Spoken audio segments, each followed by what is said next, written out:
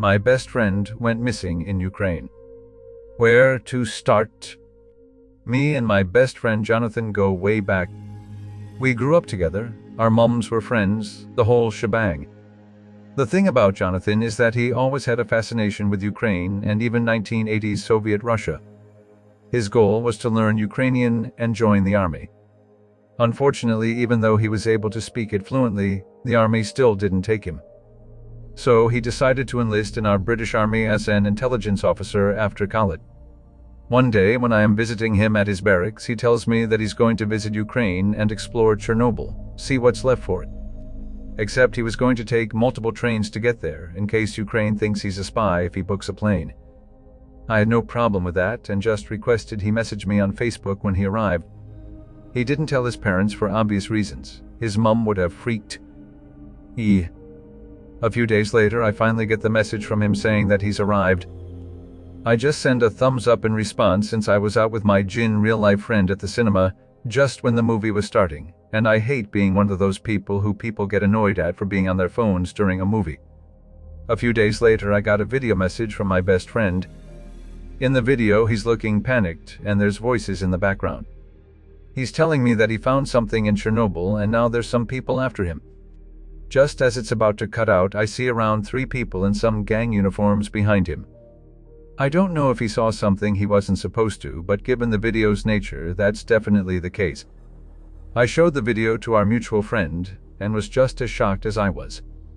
He did give me an address though in Manchester and explained that the guy is a business broker for crime groups across the world and owns several successful businesses in India and Egypt to put up a front so people don't question where his money came from.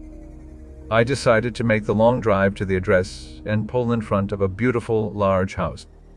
When the door opened, a bald man who looked to be in his late 40s appeared.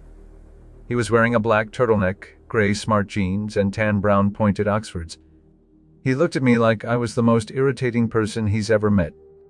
Once I mentioned Jonathan's disappearance, he let me in. The inside was gorgeous. Black and white checked marble tile, oak brown paneling walls, a grand staircase, and crystal chandelier.